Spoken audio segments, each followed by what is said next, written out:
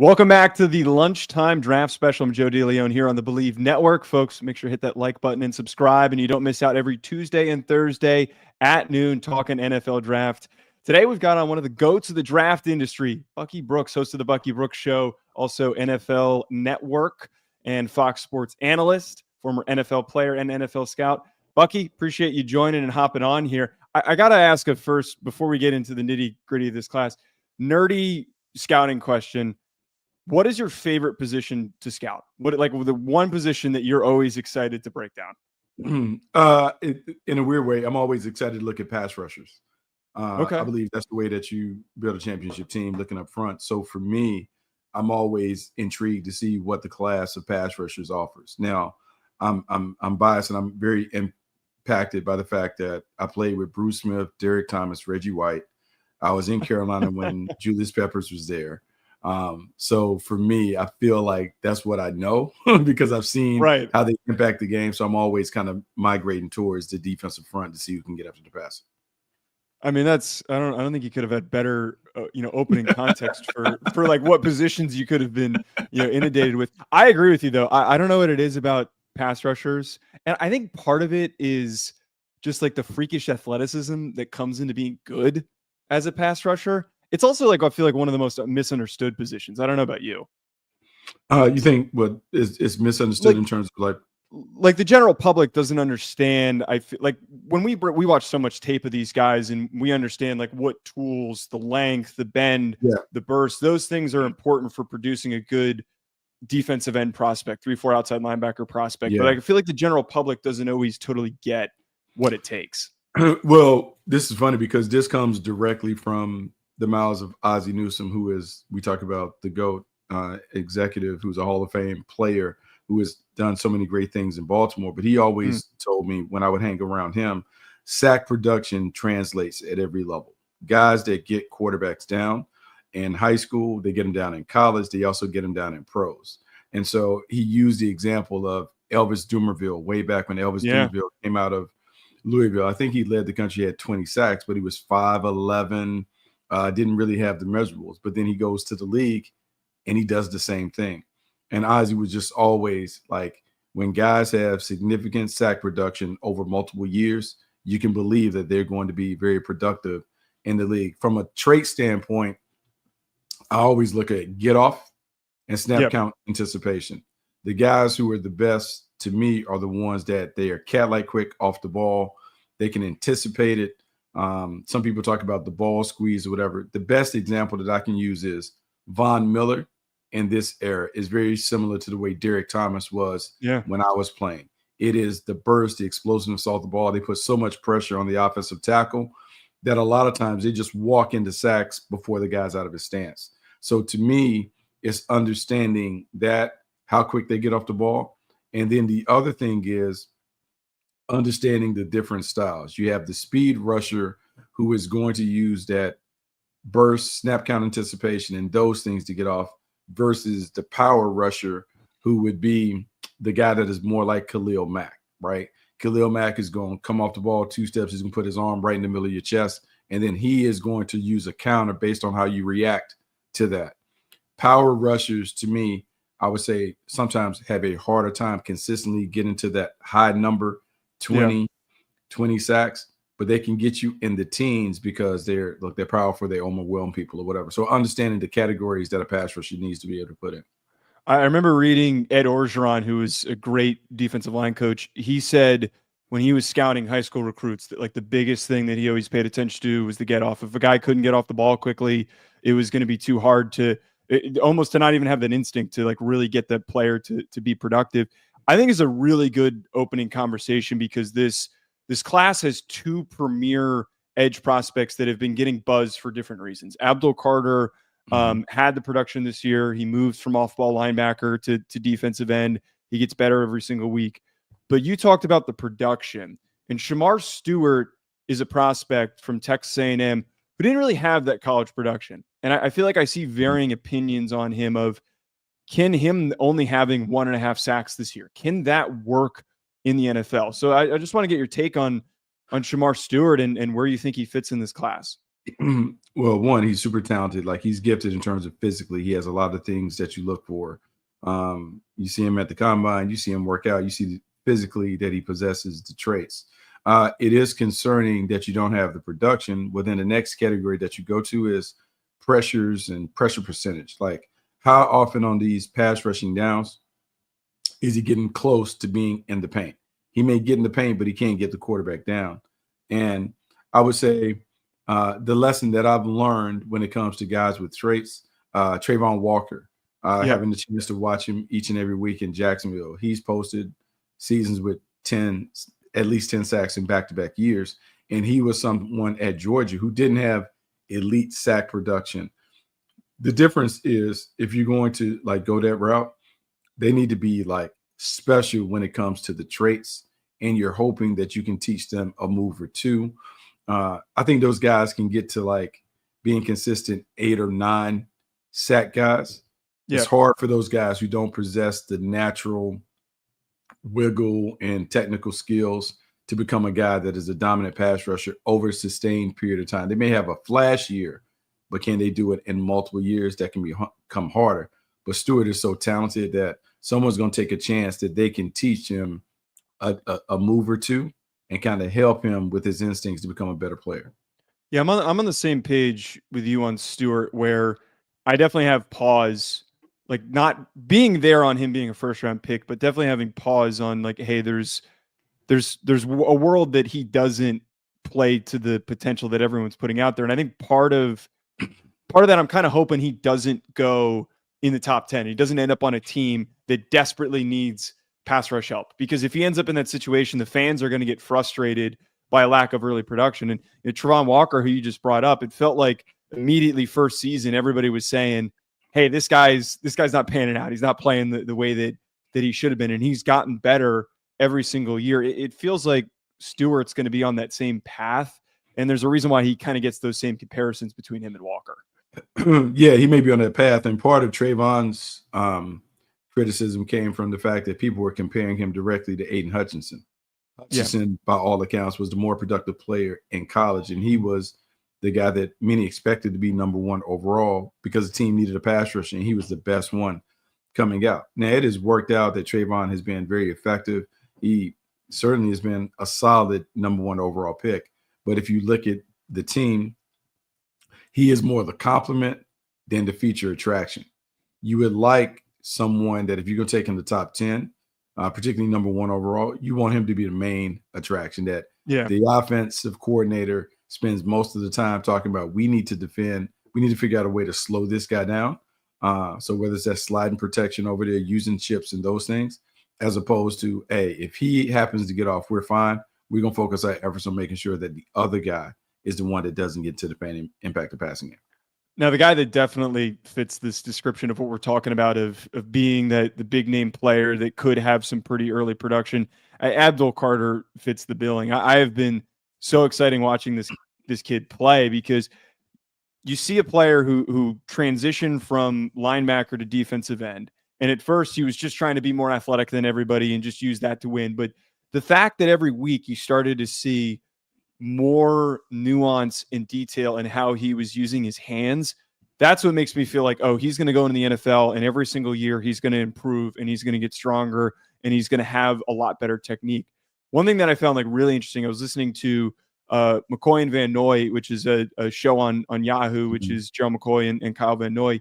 They had Micah Parsons on, and Parsons was talking about how Abdul Carter trained with him over the summer, and the entire time Abdul Carter was trying to outperform Micah Parsons when he was doing all these conditioning drills, anything. He was trying to outdo Micah Parsons, and that mentality totally translates. With all that in mind, do you think that the Titans should take him as their pick, if it's first overall, if it's third overall? Do you think he should be their guy? So all things considered, you normally want to always stick to best player available in these instances. Yeah. The trick that kind of clouds the evaluation for the Titans is, one, Abdul Carter right now is not fully healthy where you can say, hey, let's check the box. He clears all the medical things. We don't have any concerns about that history and durability or whatever. Two, you desperately need a quarterback. And so this comes down to top-rated quarterback versus top-rated pass rusher. How close are the grades? If the grades are close, tie normally goes to the quarterback. But if you have a lopsided grade where it's a significant disparity between Carter and the quarterback, you go with Carter.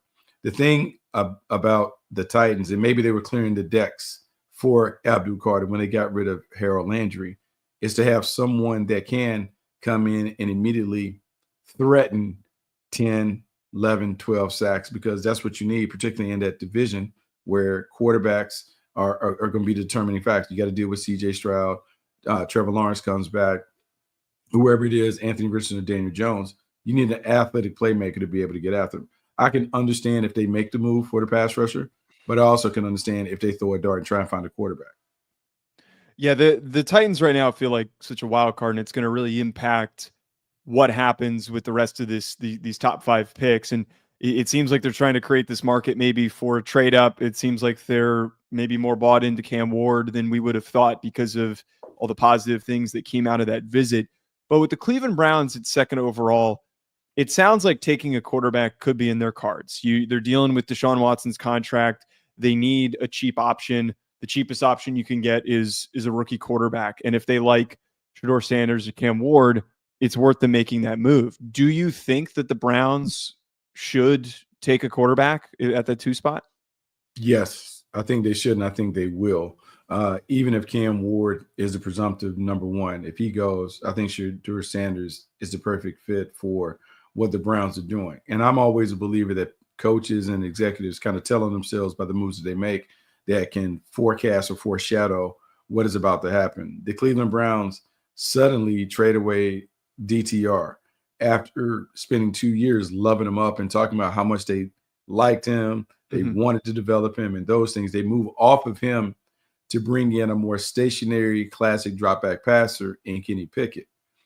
With Kevin Stefanski taking over play calling duties again, is this a sign that, hey, I want everyone in the quarterback room to be the same so I can run the same offense regardless of who that is? Well, if we're talking about who's closer to Kenny Pickett, Shedeur Sanders is more like Kenny Pickett than Cam Ward would be in terms of the playmaker.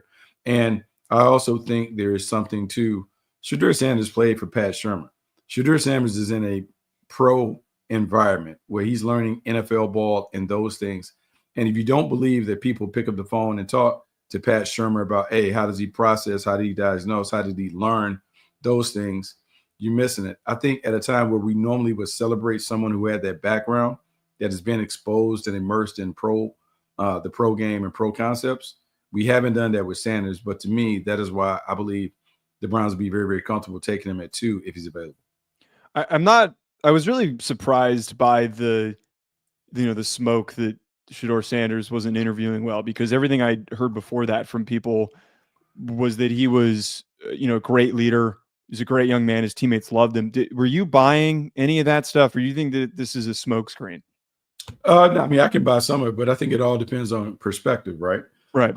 Depending on like your background, how you came up, who you're used to dealing with, you can kind of see through some of the antics and things that Shedeur may kind of put off. To me, I always expect a quarterback to have a little bit of arrogance and cockiness and borderline overconfidence when it comes to projecting themselves in the game, because this is a real difficult thing, right? We sit in there for 15 minutes and we talk to a player, and based on those 15 minutes, we're making these judgments. If they're not strong enough, then we talk about they were weak and meek and can they lead a room? I don't know it. If they're overconfident, then it's like they're arrogant and brash. I think over time, what you have to do as a scout is not only rely on your one-on-one interactions, man, ask the people around the building that saw him when they didn't know that he was being paid attention to. How did he treat people around the building? How did he treat people when he was out and about? What is he like with the custodial staff? That'll give you a better indicator on how he's going to be in the room, because the guys that are good with everyone in the building, they're going to be good leading the team and taking command as the leader of the squad. Will Campbell's been a really interesting name to pay attention to in this draft class. He had a really great combine performance. He lit it up, tested way better than I was expecting. I didn't think he was going to be a sub 5-second guy on his 40, and he just looked so smooth in all those drills. There's still, though, this debate on if he's a guard or a tackle. I sit in the camp that I don't think it even really matters. I think that it's a good thing that he can play both. There's money. I know there's more money that goes to tackles, but there's still money to be spent for guards and teams that need good interior offensive linemen. It's really important. And I also love to bring up, like, Peter Skoronski was a really good athlete. He got bumped inside the guard, and he's been pretty good for the Titans. What side do you sit on with, like, where you think he projects best? Look, I think he can play tackle. I know people talk about the arm length and those things, and you haven't seen guys that have sub 33-inch arms have success. But a lot of it is like, look at the tape. How did he handle playing competition in the best conference in all of the country? Well, he held up and fared pretty well. He has some issues, but they all have issues. And a lot of this is projecting how someone is going to perform and what is the worst that he can give us. Well, if his floor is high enough where we can win and win at a high level, we don't worry about some of those flaws and deficiencies. We'll coach around those things. I think Campbell is a high IQ player who's well aware of what his deficiencies are, and he does a good job of using his partners, his teammates, to mask those flaws by funneling and directing pass rushers into the help when he does have help on the side. So, Bucky, I wanted to close this out here. I want to talk about your last mock draft, which you put out, unless you put out a more recent one, but the most recent one you had out was at the end of February, correct? Probably so, yeah. Yeah. So a lot has changed. Free agency has happened. There's been a lot of things that changed, but there were a couple picks that stood out to me that I wanted to kind of discuss here and elaborate on. The first one being Tetairoa McMillan going 6th overall to the Raiders. I think McMillan has an ability to be like a really dominant catch point guy. He's a guy that's going to be really good in box out situations. Do you still see him right now after some great testing from Matthew Golden and Luther Burden and maybe some of these changes on, especially with the Raiders now that they have Geno Smith? Do you still think that McMillan could end up going in the top 10 and the Raiders would be a good fit? It's funny because it's funny how the tea leaves have kind of flipped on T-Mac when it comes to it. Like, a lot of people were falling in love with him during the process. And then sometimes as we get into these this phase where you're talking more scouts and you look at the combine, you worry, is he going to have a problem? I'll say this. Growing up in Southern California, watching him, this dude has been dominant from his high school time to what he did at Arizona. Big time volleyball background. So when you see him deal with contested catches and those things, that's nothing more than him going up for a spike or making a block. He does it time and time again. He really reminds me of a more explosive and dynamic version of Puka Nacua, even though people are going to say, well, what's the speed like? Look, even if he's 4.54, 4.50 in that range, that's still plenty fast enough for a bigger dude. Yeah. The bigger thing is, what is the role and what's the expectation in terms of where we're going to put him at? He's an X receiver. He eventually command a double team and a passing offense that features play actions and those things. He can crush it. I still view him as one of the best players in the draft. I still see him as someone who is solid in terms of being plucked off the board within the top 10 because I think I understand exactly what I'm getting. I'm getting a guy who is destined to be a possession receiver and a red zone weapon with soft hands and just natural playmaking ability. I'm okay taking him, even though I can acknowledge that Matthew Golden and some of these other guys are flying up the charts with a bullet. I still think you have to rely on what you saw from these guys as collegians. So you had Jalen Walker 9th overall to the Saints, and he is one guy, admittedly, like one of the few that I've had a lot of issues getting in that same projection that most people have. And you're kind of in the same ballpark where a lot of the consensus has him as a top 20 pick at the very least. I'm a little worried about how he's going to fit and how he's going to play in the NFL because he's not as big as your typical pass rusher. He's not a guy that I think is going to be a consistent, always in pass situations, rushing the passer. But he's also not, he doesn't really have the instincts to be a great off-ball linebacker playing middle linebacker. I think there's a world where he totally succeeds, but he needs to go to the right defense. He needs to play for the right defensive coordinator. I just want to get your pulse, though, on Walker and how you think he fits in the league. Well, we had an opportunity, NFL Network had someone on boots on the ground at the Georgia Pro Day, and he did an interview. And I thought what he did is he really let us know how he should be deployed. He called himself an HLB, hybrid linebacker. Okay. And he said that in a perfect world, I should be able to play in between the tackles on early downs, come off the edge on later downs, bounce around and do a bunch of different things that allows me to fully showcase all of my versatility and my athletic talents. He talked about playing the nickel for Georgia at times. To me, Walker needs the Micah Parsons playbook from early. Because remember, we all celebrate Micah Parsons now, but when the Cowboys took him at 12 in that draft, there wasn't this bub and commotion about, oh, he's going to revolutionize the game and do that. And what he was at Penn State was just a dynamic athlete who was a bull in a china shop. He was just a bigger bull. Well, Walker is not quite that, but he certainly has some traits that you love when he's blitzing from the second level and when he's coming off the edge from the line of scrimmage. Fit is everything in terms of schematic, but he should be able to make an impact. And I can see why he would come off the board within the top 10 just because he is dynamic and versatile and explosive. Yeah, I agree with that, where like Micah Parsons, he needs to get that same type of attention on how he's going to be used. The one fear I have is somebody is going to take him and try to use him like Hassan Reddick was early on in his career, where the Cardinals took him and they just moved him an inside linebacker, and that wasn't correct. And he didn't play to his potential until he started rushing the passer a lot more. We had a few questions, though. I want to get to a couple of these questions that we have before we close out here. First one that we have from our guy Ethan. Mason Rudolph back to the Steelers. Are the Titans planning to draft a quarterback, or are they going to stick with Levis? I think Diana Rossini had talked about this, saying that they might give Will Levis a chance. What do you think that that Rudolph news might change things? I don't know how much it changes things because he was expected to be the backup quarterback. But look, just in talking internally, I don't know if many in the building on the football side believe that Will Levis is it in terms of being the quarterback that can kind of get them out of this funk. They need someone that that can avoid the turnovers. Whether that comes in the draft, which I think it will come in the draft, or not, they have to get an upgrade at the position. I am surprised that they've dragged their feet this long and haven't secured the position, at least as a quote-unquote bridge or backup. So maybe there's a change of heart, but to me, I still believe they have to move on from Will Levis. There has to be a better player playing quarterback for this team to win games and kind of max out their potential.